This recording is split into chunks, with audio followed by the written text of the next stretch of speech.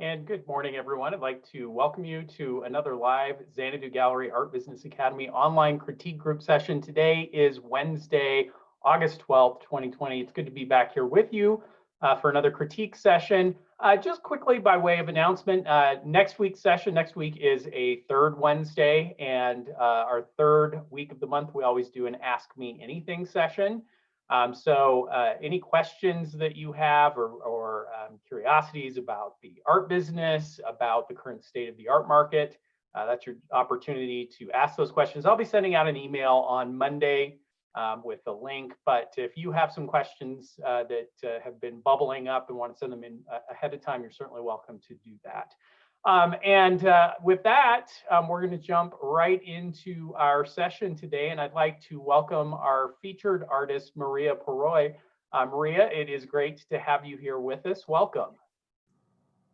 And I think Thank you. It's good to be here. It's the first Zoom meeting I've been to where I was actually a little bit having some stage fright. Oh. So. Well, we appreciate your willingness to sit in the hot seat and let us look at your work. And I can assure you I've had great comments so far. We're going to have a good discussion about your work. And so let's begin, Maria, by having you give us a little bit of your background, where you're from, where you are, and how you got into art. Okay, I can do that. It's going to sound a lot like everybody else's story because as a kid, I always wanted to be an artist.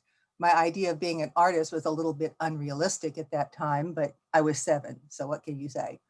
I was an Army brat and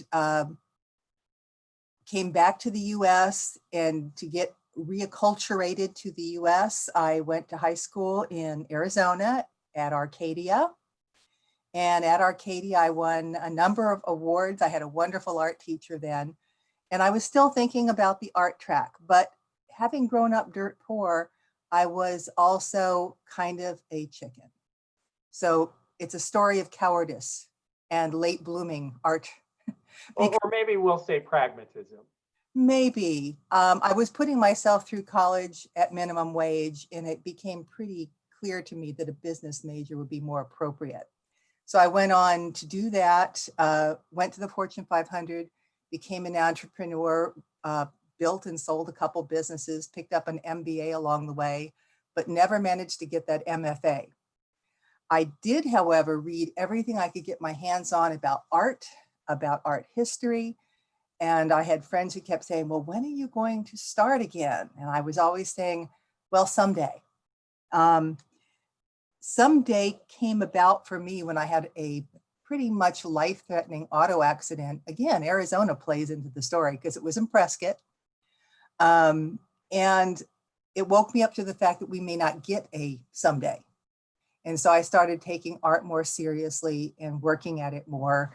People started wanting to buy it, which was extremely gratifying, and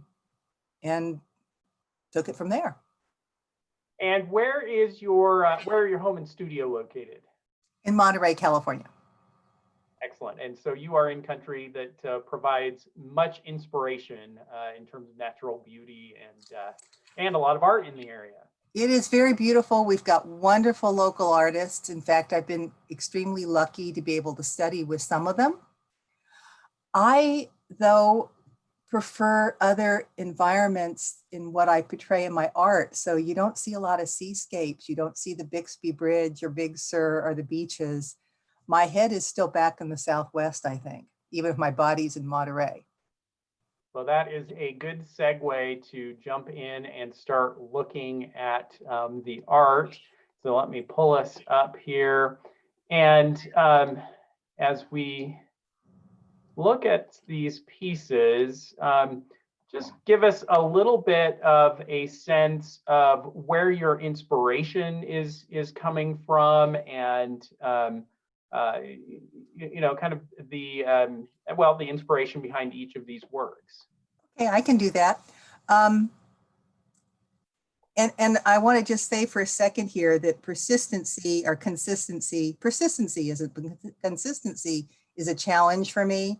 And I could have sort of faked it by giving you 5 paintings that were part of a series, but instead We're glad you didn't do that, Maria. I threw it out there and shared some of my favorites with you, many of which are no longer available. But I have a recurring theme of trees and forests, and I also have been doing a series of hearts. I think there's a lot of room out there to interpret hearts as an image, as imagery, as long as it's not pink, fluffy, ruffled, or candy box kind of thing.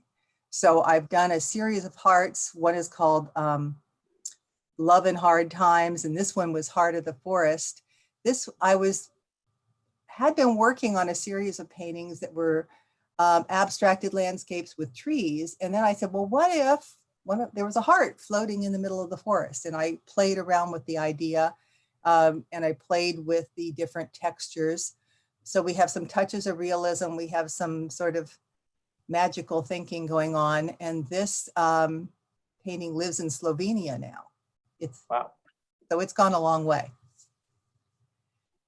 Oh, this Keep the Lights On for Me. This is a series of buildings casting interesting shadows. I have painted a version of this painting a number of times now, in sizes as large as 30 by 30. In fact, there's a mistake there. This one in particular is 20 by 20. I used the scene with the intriguing shadows from a photo I took. This is my sketchbook. So wherever I'm at, I'm always grabbing pictures of interesting scenes, and I love cast shadows. And it gives me an excuse to experiment with color and texture. If you look at that closely, you'll see there's cracks, there's drips, there's all kinds of interesting, juicy things going on with texture, because I'm crazy about texture and color. Now, this is one of my, whoops, excuse me, my staff cat is interfering here. She wants to say hello. Okay.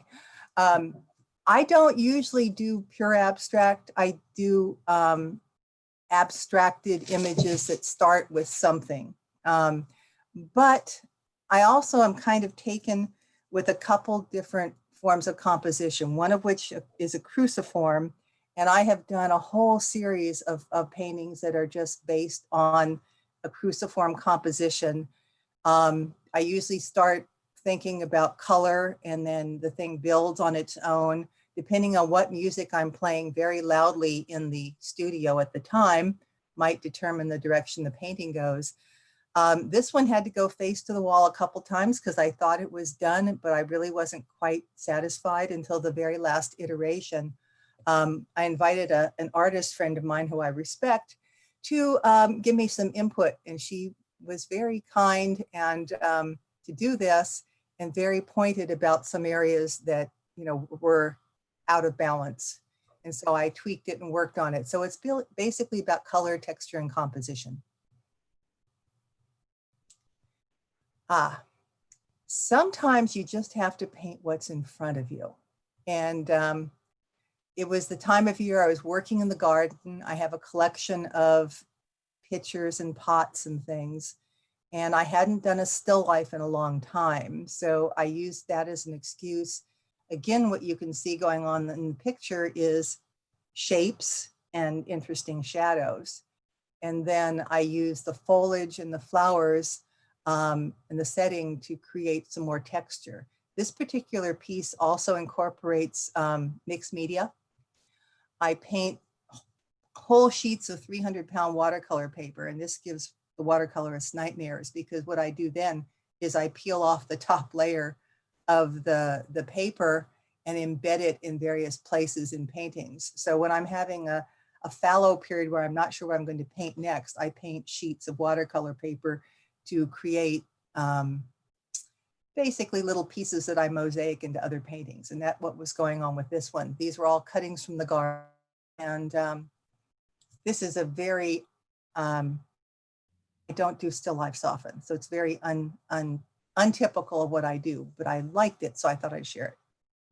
Yeah, excellent. And then we've got our last piece, the Journey to Red Rocks. Yeah, this is this. And we see the trees here. We got the trees. Yep. You've got my memory, Dona. I did some photos around the 9 sacred pools Sedona. The forest around there looks nothing like the forest here, but it was a taking off place. And so it's one of those things where I started with the idea, I have thumbnail sketches and value sketches, and then I typically go way off the rails as I work on it, and it goes a different direction. And I was doing something that was kind of more consistent color-wise, and I just had a feeling it needed a red tree. And when I put in the red tree, then I knew it was done. And Edna is asking in the chat, are we seeing gold leaf in the background here? You are. Yeah. And so so we've seen 5 images here, and now I'm going to go a little bit out of order of what we typically do, because I also want to bring in images of the presentation before we start talking about consistency. So we're just going to look and tell us a little bit about kind of how you are typically presenting the work in terms of framing and format and size and scale of the work that you're doing. Okay. My sizes range from 9 to 12 up to 24 by 36 with the occasional 30 by 40. They're usually acrylic. I throw a couple of oils in now as the spirit moves me. My personal preference is for frames that are not really gallery appropriate and they're not neutral enough to use in a gallery setting. This is a floater frame with 2 18 by 24 panels mounted in it to show.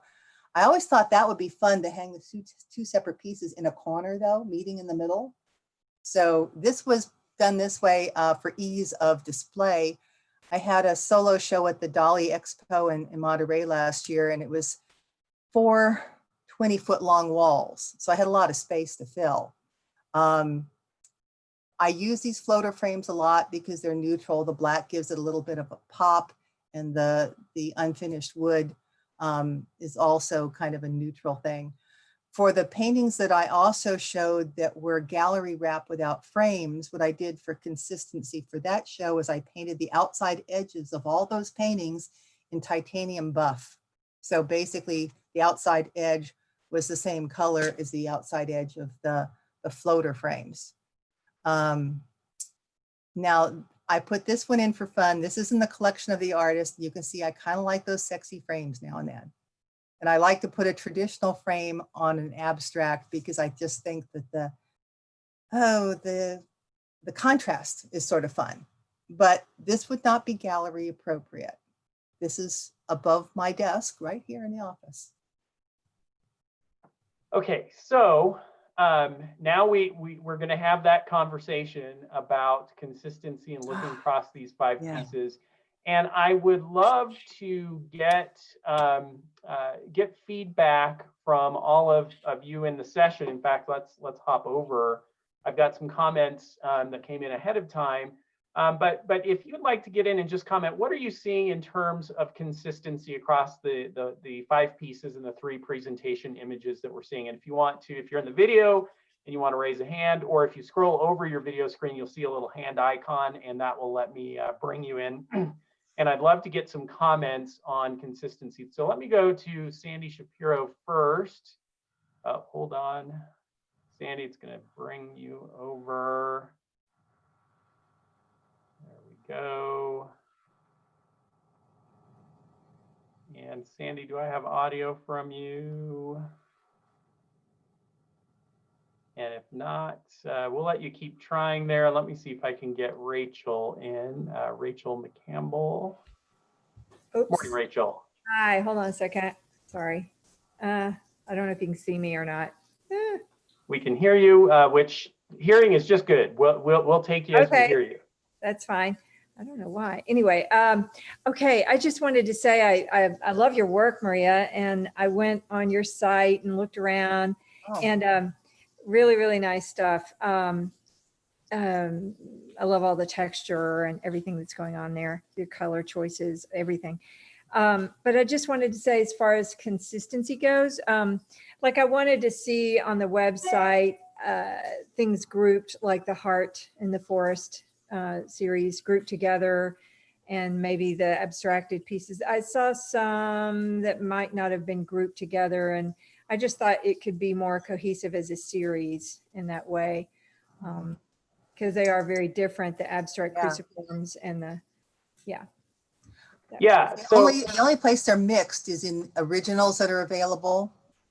There's a mixture. Otherwise, there's galleries for hearts, there's galleries for abstracts. And I've been tracking the clicks that I get for the different categories, and it tells me that I might need to rethink showing some categories. yeah, so I mean, definitely, and we have certainly talked about this before in these sessions, but it certainly becomes more important to start thinking about the narrative that you're creating in your work and the way that the work is grouped together as you have a wider variety of subject matter or styles. You know, you start to have to think a little bit more about that. That the experience that a viewer is going to have seeing the work and moving from, you know, from body of work to body of work. And then also, as you say, kind of thinking about, okay, am I going to need to edit and remove some work from certain groupings, and just think about the experience. And again, remember what we're focused on and concerned with in these discussions, and where my focus is what do we need to do in order to be able to show the work in a way that's going to make it attractive to collectors, that's going to encourage them to acquire the artwork and bring it into their lives. We want to kind of facilitate that whole process. And my concern always in terms of consistency is that if I throw too much at a viewer, if there's too much variety, it can lead to some confusion and sometimes consternation, and can make it a little bit more challenging to get a viewer and a potential buyer to focus in on a particular piece and feel confident in making the purchase. And remember that there are other focuses that can play into your decisions about what you're creating. And certainly Maria has talked about some of that exploration and experimentation. And then also, I think that we can make some arguments about the consistency of what we're seeing in Maria's work. I think this is a great example, and the pieces that she sent are a great way for us to start kind of comparing and contrasting and thinking about consistency, because I always, you know, you hear me talking about consistency all the time. I'm writing about it on the blog, but I always want to be careful to assure you that I'm not advocating for monotony or homogeneity in your work, that there's no room for variety, that it all has to, you know, kind of look exactly the same as the other pieces that you've done. We don't want that to happen either. And so what we're looking for is, how can we kind of walk the line between those two extremes?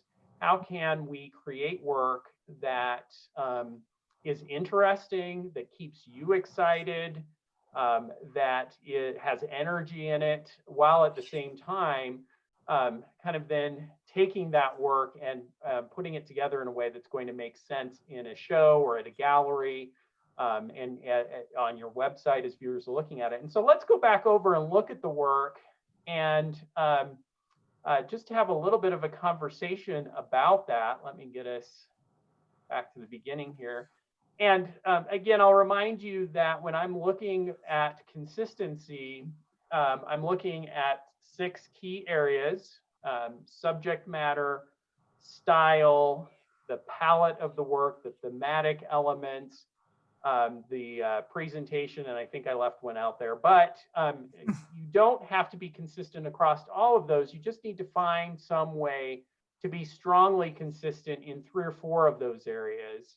And that by doing that, you can then start to make the connection. So as I look at Maria's work, certainly there is some variety in terms of subject matter. We've got a pretty wide range of subject matter. But when I think about style, I do see some very strong consistency in terms of the approach to the composition of the pieces, the abstracted nature of what we're seeing in the work. And so even though the subject matter may vary, certainly I can start to make some arguments about the style. I think also we could make some arguments that thematically the work kind of works pretty well together. And sometimes it's difficult to delineate the difference between subject matter and theme. And when I'm talking about subject matter, I am talking about what are the objects being portrayed in the artwork. Whereas the theme is kind of the underlying sensibility behind the work. What is the artist interested in? What is the artist saying with the work? And so, for example, you have some artists who are focused on kind of portrayals of nature. They have an intense love for the natural world. Even though they may have a variety of different subjects, that theme about nature or experiences in nature or the solitude of nature comes through in the work. And those obviously are going to work together, subject matter and theme. But as I look at Maria's work and I start to think about that, what's she interested in? What can I tell about her interests and her ideals of artistic expression by looking at the work? And so even though I'm seeing a variety of different subjects here, as I start to think about theme, I see a lot of quiet and kind of introspection and solitude across all of these works.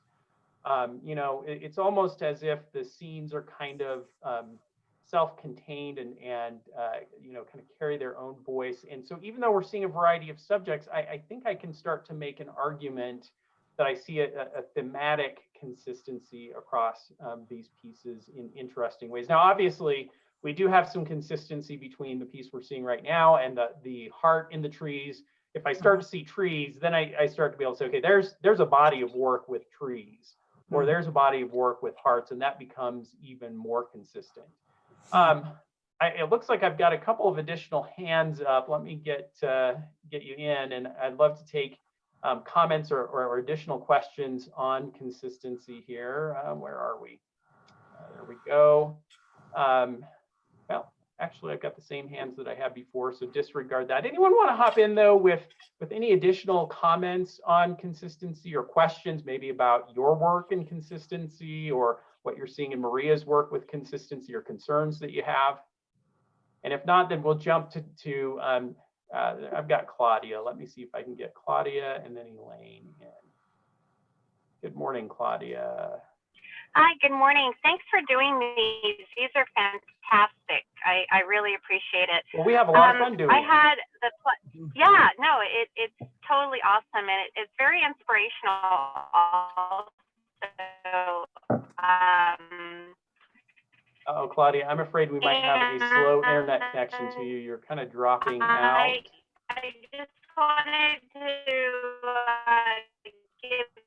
We've got you in robot voice, Claudia, I'm afraid. Maybe if you could type in the chat your comment, we can take it there. Let me try and go to Elaine and see if I can get Elaine in. Hi, can you hear me? I think we've got you, Elaine. Okay. I've also looked at her website, and I find the consistency of how she mixes the paint on the canvas and how she plans it seems to be very consistent all the way across, whether it's the buildings, the abstract, or the interesting landscapes that she does. I know Arizona, and I'm with her. It's just a marvelous place. And I'm a little partial to it myself. You should be. And the shadows that she's doing even on the website is very, very consistent. Yeah. The only thing I found on the website is she has G-Clays and she has the originals. And I think they need to be distinguished more, because her original pricing is so much better than the G-Clay pricing. It's kind of gets you confused. All right, So yeah, it's we're just definitely a going to thought. talk a little bit about pricing too. But Elaine, great comment, and you make a great point. we talked about subject matter and style. Well, or excuse me, subject matter and theme. Well, style definitely also is going to come into play. And you're right, the textures, kind of the multiple layers, certainly would help tie the work together. And then the other one that I would put into play here is palette. And I see a very consistent palette across the work. And it's an unusual palette, which I think draws attention to the work. It's a mix of colors in ways that maybe we're not typically accustomed to encountering them. The values are very strong and interesting. So again, we can start to make some ties together that way. Now, that takes us to presentation. And I do think that there is an opportunity in presentation, and let me get us back to look at some of those. I think there's an opportunity in presentation to start to even tie things together more. My encouragement would be to start thinking about how can I narrow in on a very consistent presentation across all of the work. And to my way of thinking, what my experience in the gallery, certainly a floating frame like this can be effective. We're selling a tremendous amount of work now, especially in a more contemporary style like yours, Maria, without frames. The box stretch, gallery wrapped canvas. We're finding that our collectors like the work presented that way because it's simpler and will fit into just about any setting. And as you start to think about that, if you started to have and again, it could go either way. If you decided I'm going to just start doing all of my work in floater frames, the same molding, same format, all of my work is going to look that way. Boy, you hang all that work together, and suddenly, again, a collector, even though there might be some variety in terms of subject matter, can look at the work, see the presentation, and say, well, clearly, it's all done by one artist. And it's interesting for me to move from one piece to another and kind of see the movement around that work. And so, that format can be a big play a big part into the consistency as well. And I'd be curious, Maria, what is kind of your process for thinking about how any particular piece will end up being presented, how it would end up being framed or shown in a gallery? Well, these days I use deep canvas almost exclusively. I do some cradled boards also, but they're deep, so they'd be matching in that respect. I have, my particular prejudice is as good as the unframed gallery wrap canvases can look, they look more finished with a frame.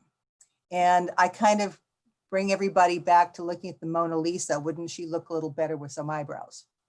So, on the other hand, I'm not doing outdoor shows anymore because I'm older than dirt and I don't need to be carrying 300 pounds of stuff around. So the damaging of frames becomes less of an issue. But that previously was a concern. You pretty much show something and the frame is going to get dinged. And I compromised in that show that I told you about because I had to put so much work up at once. And to make it feel a little more consistent, that's why I went with repainting all the sides of everything that wasn't actually in a frame, repainting the sides in titanium buff. And it did, for that particular show, feel fairly coherent. And also in that show, what I did is I grouped several paintings together the way, more of like what they call a studio hang, rather than a gallery. I would group things together that were related in color or feel the way I feel somebody would maybe hang it in their home. And that made the show look kind of distinctive, and it was remarked upon. My thought was if they see 4 paintings together that work well together, maybe they'll take all 4. That Sure. did not happen, but but it did help, I think, people envision how it might look in the home. Yeah. Yeah, and I agree. That's a good way to start thinking about showing the work, and that's how we think about it in the gallery too. Is how can we encourage thinking of multiples and how do the pieces look and interplay with one another? I think I have Terry Sloat. Do I have you in with a comment? Let me get you in. Hi, Maria. Hi. I'm in love with the picture that's on the screen right now. And I Thank think you. when I was looking through your website, what my eye went to as defining your work was an angular line. Maybe that's what creates the stillness, but it makes it still enough that I can enjoy all the variation of colors that are within those lines. It helps. I don't know. I keep going back to the pictures and looking at how those lines themselves let you enjoy what's inside of them. Thank you. I try to look at paintings almost like a puzzle where the pieces fit together. So sometimes my puzzles might be, this is, a group of buildings coming together on a corner, but I think even in the still life, the pieces were fitting together that way. So. Yeah, and I think it's a great comment. And I think that all of those lines and angles, they keep my eye moving through the piece. It kind of encourages and creates that kind of that interest of exploring the work. So let's talk about let's jump in and talk about pricing. Tell us a little bit about how you've arrived at the values for your work, what your approach is to pricing the work, and how people have responded to your pricing in terms of collecting the work. And I'll start with just a quick comment from Charisse Rudolph in California. She says, the thing I would change would be the pricing. It seems too low. That is a common refrain that we have across these discussions. So talk to us a little bit about the pricing values of the work. Yeah, and I've watched some of your other critiques recently, and I fall in the same category of people who haven't looked at their pricing structure in some time. Things sell at this price. Would they not also sell maybe at 10, 20% higher? I think quite possibly. When it comes to pricing, I jokingly tell people I price by the pound. And I price by the square inch. So it's not that I love this one more than that, or this one took longer to paint, or this one's more complex. If it's a certain size, that's really a 20 by 20. 20 by 20s are $600, and it's about $1.38 a square inch, I think is the formula I've been using, but I haven't adjusted it in a while. And of course, now on these times when the galleries are closed here in California and there's not a lot going on, I don't have as much feedback from purchases. This painting sold along with 2 more representative landscapes I shipped to North Carolina just recently. And they were different except for the color palette. So I may be underpricing.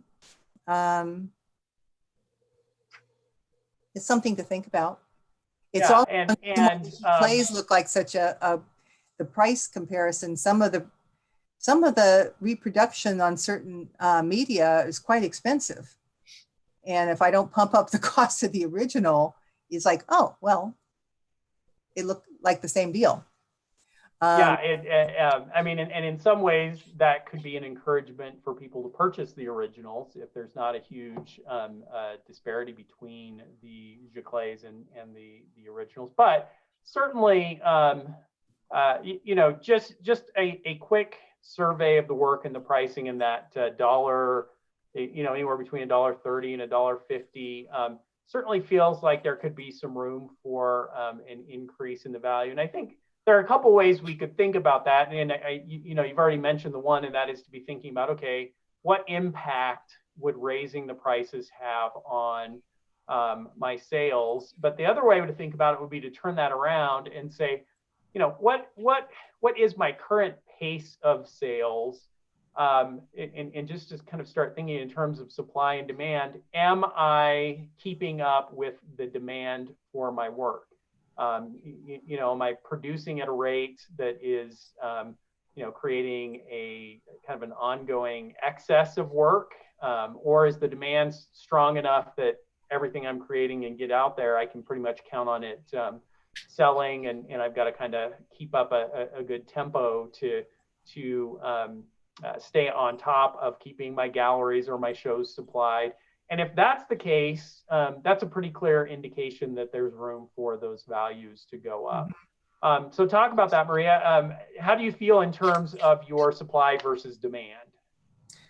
Well, I've learned to be productive. I work on my art every day. I probably produce 50 paintings a year, not all big, some small ones. I don't have any trouble keeping up with the demand, let me put it that way. But part of the reason is that one gallery I was in has closed. The other one I'm in is open 2 days a week and has been since March. I'm doing most of my selling on social media and from my website. And I haven't really gotten sufficient traction then to keep up with my production.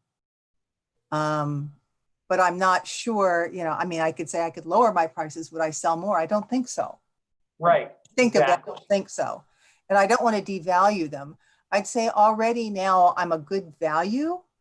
No one looks at that and says, gosh, you know, you're overpriced. Any place my art goes, I want to do want to say it's consistently priced everywhere. When there was Xanadu Studios, my prices were the same as Xanadu Studios as they were in a brick and mortar gallery, and the same on my site. Which is important and critical, and some very valid points. You know, as we talk about pricing, we can't talk about it in a vacuum. And certainly the current kind of craziness that's going on in the world, and you know, turmoil that's followed. Even though we've talked about this, you know, sales are still happening. I'm getting reports from most of the artists that I talk to that they are continuing to sell. You know, galleries that are open are continuing to sell, but you know, we can't ignore the fact that things are going to be a little bit turbulent, certainly in the short term. And so probably we are all wise to stay the course at this point in terms of pricing. You know, maybe lock our pricing in a little bit in the near term and focus on production and exposure. And boy, it's important. I can't emphasize enough how important it is to keep producing during these challenging times. Even if sales are not as strong as you'd like them to be building up some inventory, and then, you know, to be looking for additional opportunities to show and promote the work. Boy, we've just got to keep pushing forward in order to come out of the other side of this stronger than we were going into it. And so that's important.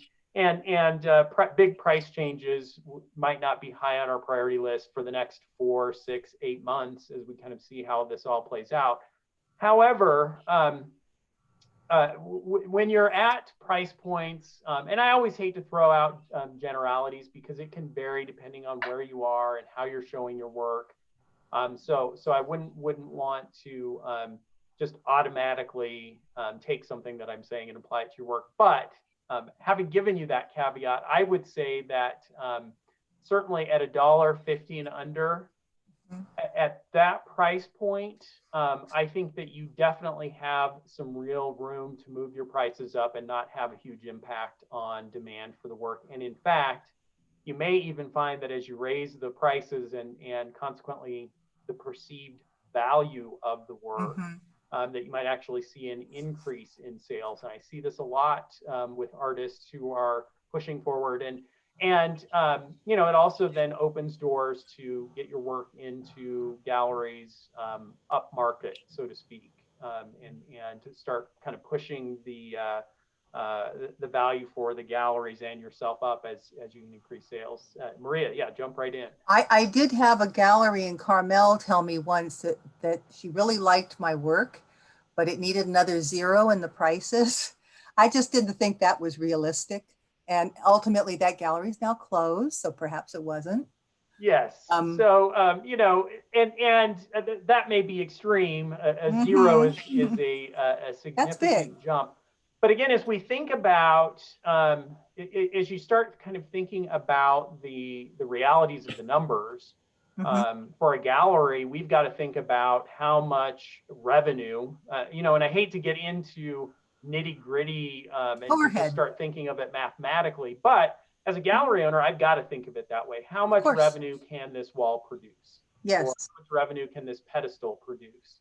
And she And couldn't that might afford sound a little that. cold and businesslike, but at the same time, we're thinking about not only our profitability, but the profitability of our artists. We want to be generating sales and success for everyone that we're involved with. And certainly, you know, finding that balance between a high enough value and a value where collectors feel confident and comfortable purchasing, that's the name of the game. And I suspect that, Maria, you definitely have some room to move up. I would suspect that you could not see any drop in demand by going to $1.75 or $2 per square inch with the style of work that you're creating. And you know, again, as demand increases and as time passes, we should be examining that pricing at least once a year and saying, hey, is it time for another increase?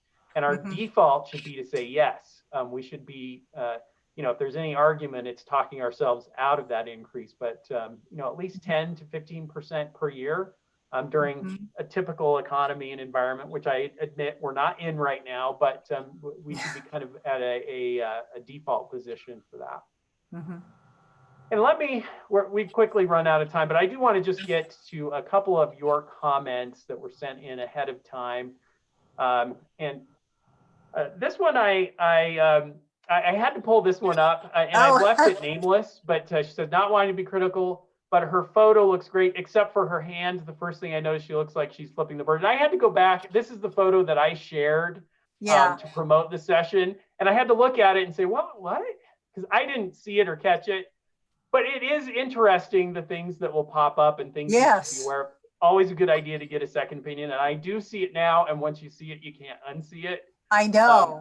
No one else has seen this picture, by the way, except you and this group. So. All right. Well, either Photoshop or another photo will take care of that. Good comment. And you know, it is interesting. I always try when I'm putting together or designing a rough layout for a postcard, or we're doing a social media post or ad. I always try to get at least 1 second set of eyes on whatever it is that we're putting out there, because you know, you just get too close to it, and you know what it looks like, and you know what it is, and you don't see what sometimes other people will see, and so it's always a good idea to do that. Catherine says, the work resonates with me. I like the colors and textures of paint, subjects, and abstractions. I looked at your website, love your different series, even the cats. I'm a cat lover and tree lover. So your treescapes and cat portraits appeal to me. The hearts are wonderful. Most of your website are even more intriguing than the ones posted here. They work well together as a group, and I think that makes individual paintings stronger in context of the others. I like that your work shows distinct directions, the way you've explored those directions. And Catherine, this is a great comment too. And you know, as we start talking about and looking at consistency and presentation and all those things, it is good too to just kind of step back sometimes and say, what is the impact this work has?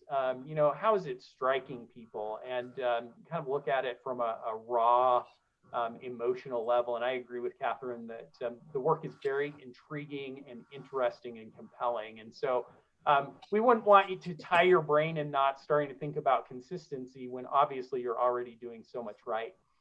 Catherine Holland from England says, focus on one topic for a specific audience, one frame style, if I'm learning anything from Jason correctly.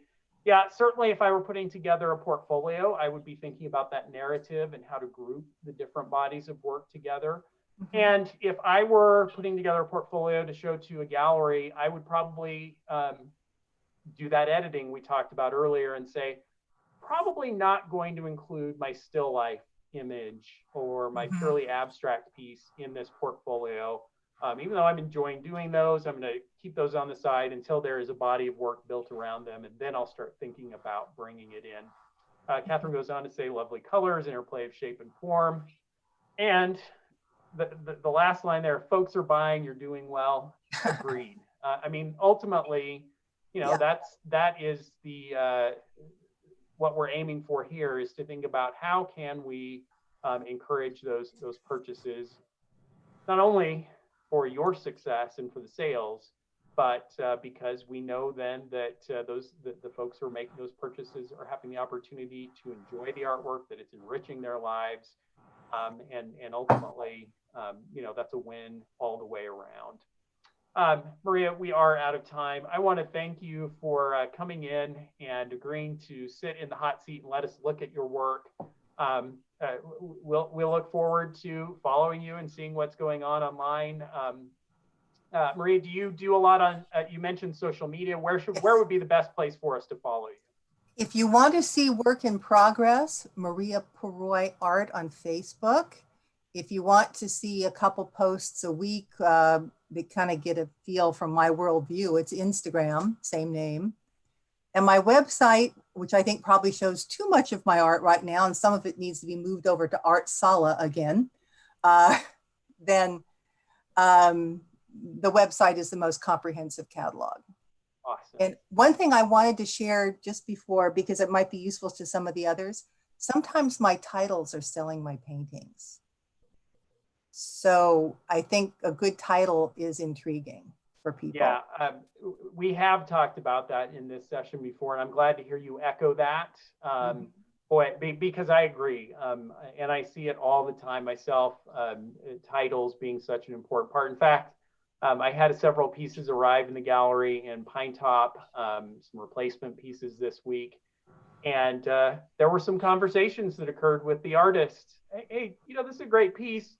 Could we do a little better on the title? Could we work together to come up with something just a little more interesting and creative and reflective of the work? And we did, because you definitely see that the work itself is the attraction, and of course the long-term love, but that title can really be just a little spark that drives you from casual interest to that resonation that drives a purchase. So again, thank you, Maria. Thank you, everyone, for joining us for the session. Reminder, next week is an Ask Me Anything session, so I'm looking forward to getting your questions and having a conversation next week. We'll see you next Wednesday, same time, same place. Take care, everyone.